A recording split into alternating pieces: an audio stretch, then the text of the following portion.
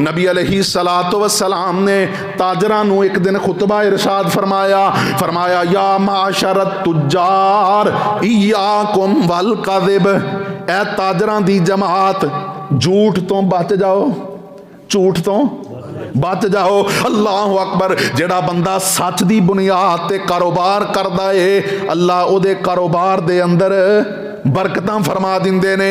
अल्लाह उहदे कारोबार नूं उहदे वास्ते इबादत बना दिंदे ने।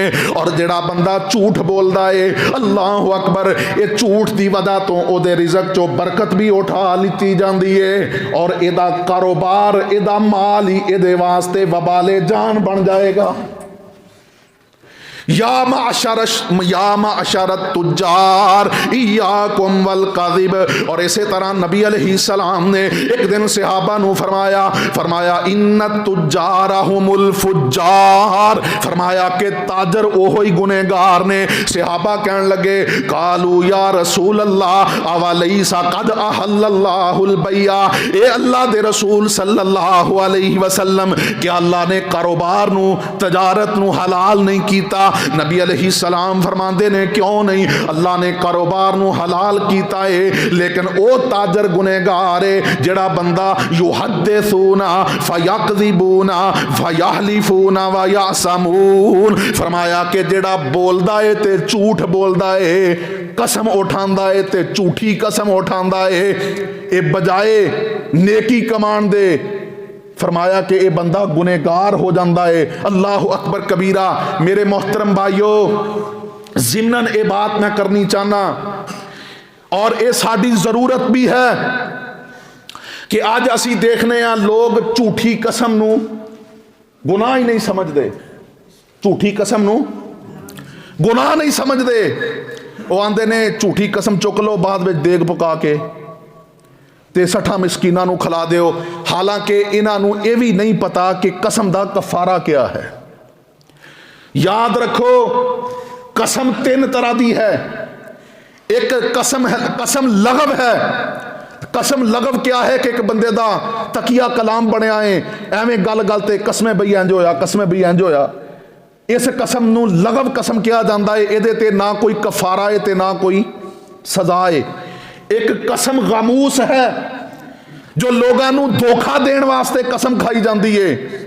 बंदा झूठा है लेकिन अगले बंदे नू अपना सच्चा साबित करने वास्ते अल्लाह नू गवाह बनाता है। ये बंदा इतना बड़ा गुनेगार है कि ये आम गुनेगार नहीं, बल्कि ये अकबरुल कबायर, कबीरा गुनाहां चो भी जो सब तो बड़े गुनाह ने उहदा इरतिकाब कर रहा है। शायद इतना बड़ा जानी गुनेगार ना होए, शराबी इतना बड़ा गुनेगार ना होए जितना बड़ा यह गुनेगार है जिहड़ा किसी नू धोखा देने वास्ते झूठी कसम उठांदा है और इहदा कोई कफारा नहीं जे। झूठी कसम दा एवें किसी ने गल फैलाई है कि 60 मिसकीनां नू खाना खिला दिओ। जेड़ा बंदा किसी नू धोखा देने वास्ते कसम उठांदा है, इहदा कोई कफारा नहीं जे।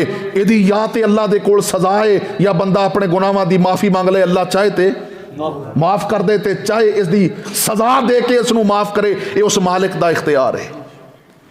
तीसरी कसम वो है जो मुनक्किद होने वाली है। जिस कसम दा कफारा है वो ये है कि बंदा किसे चीज़ की कसम उठा लेंदा है कि अल्लाह दी कसम है मैं इस बंदे नाल कलाम नहीं करांगा। एक कसम खा ली कि मैं इस बंदे नाल कलाम नहीं करांगा या इस बंदे नाल मैं कोई नेकी नहीं करांगा। फिर बाद दे अंदर उसनू कसम तोड़नी पै गई, किसी ने समझा दिता कि यार तेरा मुसलमान भाई है, इहदे नाल सुलह कर लै। जिस तरह हजरत अबू बकर सिद्दीक रजी अल्लाह तआला अन्हु ने मिस्ता बिन उसासा दे बारे कसम उठाई सी कि अज तो बाद मैं इहदे नाल कोई नेकी नहीं करांगा, लेकिन जो अल्लाह रब्बुल आलमीन ने कुरान नाज़िल फरमा दिता कि तुसी एक दूसरे नू माफ कर दिया करो, क्या तुसी इस गल नू पसंद नहीं करते कि बदले दे अंदर अल्लाह तुहानू माफ कर दे? तो हजरत अबू बकर सिद्दीक रजी अल्लाह तआला अन्हु ने अपनी कसम तोड़ दी और अपनी कसम दा कफारा दिता। अल्लाह अकबर कबीरा। और हजरत मिस्ता बिन उसासा दे नाल दोबारा फिर नेकी और उस तरह तावन करना शुरू कर दिता। अल्लाह अकबर कबीरा।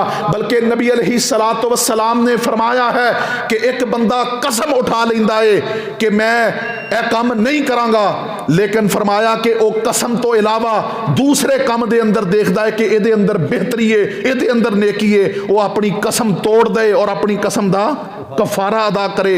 और वह कफारा क्या है कि 10 मिस्कीना नू खाना खिलाए। सूरह मायदा है, आयत नंबर 89 है। अल्लाह रब्बुल आलमीन ने इस आयत मुबारका दे अंदर ऐसी कसम दा कफारा बयान किया जो मुनक्कद होने वाली है। अल्लाह अकबर कबीरा। यानी कसम उठाई सी, लेकिन बाद दे अंदर किसी मसलहत दी खातर या उहदे तो इलावा किसी दूसरे मामले दे अंदर खैर और भलाई पाई, उसनू कसम तोड़ना पै गई। फिर उहदा कफारा है कि वह 10 मिस्कीना नू खाना खिलाए या 10 मिस्कीना नू लिबास पहना दे, या फिर वो की करे, एक गुलाम आजाद करे। और फरमाया कि फमल्लम यजिद, जड़ा बंदा इस चीज की ताकत ना पाए तो फिर वो की करे, वो 3 दिन दे लगातार रोजे रखे। यह कसम का कफारा है। लेकिन वो कसम ਜਿਹੜੀ ਕਿਸੇ ਨੂੰ ਧੋਖਾ देने वास्ते उठाई जाए, एक कबीरा गुनाहां चो भी सब तो बड़ा गुनाह है। कफारे दे नाल गल नहीं जे बनती। ये अल्लाह चाहे तो अपनी रहमत नाल माफ कर दे, मगर ना अल्लाह उसनू गुनहगारां दी लिस्ट में शामिल कर ले। ये उस मालिक दी मर्जी है।